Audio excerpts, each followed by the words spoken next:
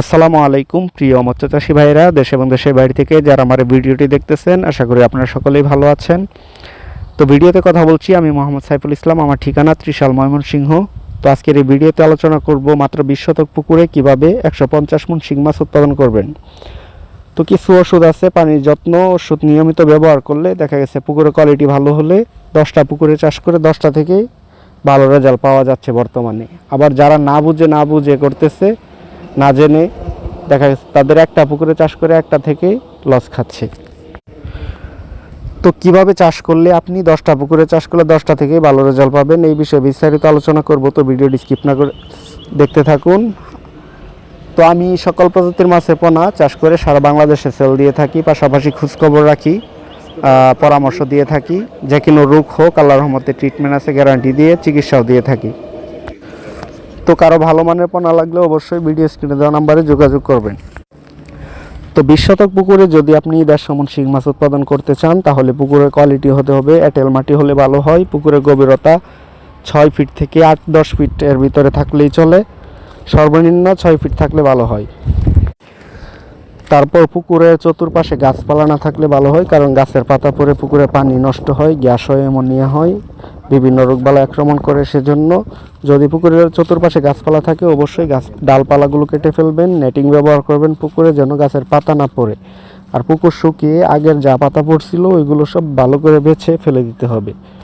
তারপর পুকুরের তলায় প্রতি শতাংশ হারে 1 কেজি করে চুন ভালো করে গুলে ছিটিয়ে দিতে হবে। যাদের পুকুর শুকানো সম্ভব না হয় তারা কল করবেন, ফোন দিবেন, ইমো হোয়াটসঅ্যাপ আছে এই নাম্বারে। তো ওই পুকুর আলাদাভাবে রেডি করার সিস্টেম আছে। তো চুন দেওয়ার পর মই দিয়ে পুকুরে এভাবে একদিন ফেলে রাখবেন রোদ্রে। তারপরে পুকুরে পানি প্রবেশ করাবেন। প্রাথমিক অবস্থায় 4 থেকে 5 ফিট পানি দেওয়ার পরে পানিতে প্রাকৃতিক খাবারের জন্য প্রতি শতাংশ হারে 200-250 গ্রাম পরিমাণ সরিষার খোল, ডোবা ফিট, টিএসপি সার, এই 3টা একসাথে মিক্স করে ভিজিয়ে রেখে তারপর পুকুরে ছিটিয়ে দিবেন। তো এগুলো দেওয়ার 2 থেকে 3 দিনের মাথায় আপনি মাছ মজুত করতে পারবেন। পুকুরে মাছ ছাড়ার পর যেদিন মাছটা ছাড়বেন ওই দিন পুকুরে যদি অক্সিজেন ট্যাবলেট দেন বা এনার্জি প্লাস, তাহলে ভালো হয়। মাছ ছাড়ার সাথে সাথে যদি সকালে মাছ ছাড়েন ওই দিনই দুপুরবেলা জীবাণুনাশক করে দিবেন। জীবাণুনাশক করার পর 2 দিন এভাবে পুকুরটা এভাবে ফেলে রাখবেন। খাবার না দেওয়াটা ভালো হয়। নতুন পুকুরে মাছ ছাড়ার পর 2 দিন খাবার না দিলে ভালো হয়। 3 দিনের মাথা থেকে খাবার ব্যবহার করবেন পাউডার নার্সারি। তো 20 শতকে 1.5 লাখ মাছ চাষে দিতে হবে। যদি 150 মণ মাছ উৎপাদন করতে চান, মিডিয়াম সাইজ ঘাটতি হওয়ার পরেও আপনি অনায়াসে 150 মণ মাছ পাবেন মিডিয়াম সাইজে বিক্রি করলেও। তো খাবারটা দেওয়ার নিয়ম হলো সকাল ভোরে আর সন্ধ্যার সময় পাউডার নার্সারি দিতে হবে। মাছ ছাড়ার পর মাছটা ছাড়বেন হলো প্রথম টানে মাছ ছাড়বেন, ফিমেল মাছের পার্সেন্টেজ বেশি থাকবে, গ্রেডিং করে গ্রেডের পোনা। তো দেখা গেছে 4 থেকে 5 হাজার বা 3500 থেকে 4.5 লাইনের ভিতরে যদি আনেন, তাহলে প্রথম টানের মাছ আপনি পাবেন রিস্ক মুক্ত।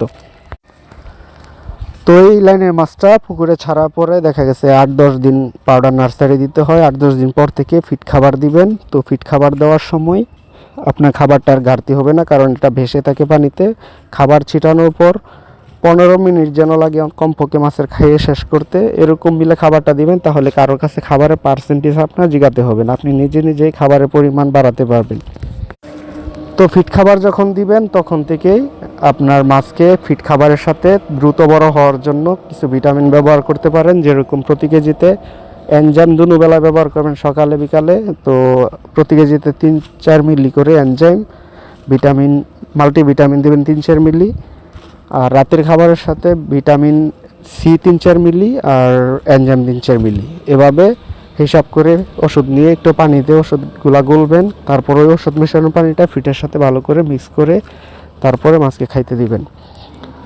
আর মাছ ছাড়ার 1 মাস পর থেকে 1 মাস পরেই দেখা গেছে মাছ মোটামুটি খাবার বেশি খাবে, তখন থেকে পানিতে খাবার ঘন ঘন পড়াতে পানি লোড হইতে পারে, সেজন্য পানি চেঞ্জ করবেন। মাছ ছাড়ার 1 মাস পর থেকে প্রতি সপ্তাহে 1 থেকে 2 দিন পানি চেঞ্জ করে দিবেন। 1-1.5 ফিট পরিমাণ পানি এরকম মিলে এক কান দিয়ে ঢুকায় আরেক দিক দিয়ে বের করে দিবেন।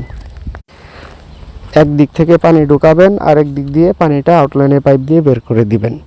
কারণ হলো ছোট পুকুরে যেরকম অধিক ঘনত্বে মাছ চাষ করবেন, 150 মণ মাছ উৎপাদন করতে চাইলে 180-90 মণের মতো খাবার দিতে হবে। তো এত খাবার দিলে অবশ্যই পানির লোড হবে, যার কারণে মাঝে মাঝে পানি চেঞ্জ করতে হয়।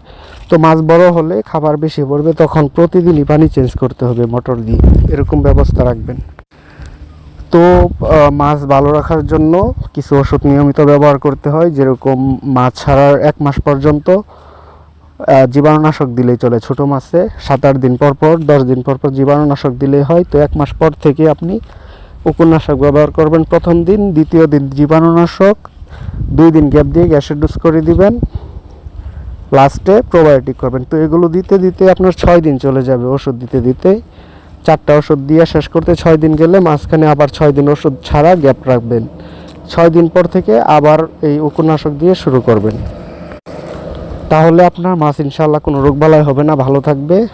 তো এভাবে যদি আপনি চাষ করেন তাহলে 10টা পুকুরে চাষ করলে 10টা থেকে ইনশাআল্লাহ ভালো রেজাল্ট পাবেন। তো ভিডিওতে এত কিছু ভালো করে বোঝানো যায় না, ভিডিওটা অনেক লম্বা হয়ে যাচ্ছে। তো কেউ যদি শিং মাছ চাষ করতে চান, আগ্রহী থাকেন, অবশ্যই আমার সাথে যোগাযোগ করবেন। আজকের মতো এখানে শেষ করছি, ভালো থাকবেন সবাই, আল্লাহ হাফিজ।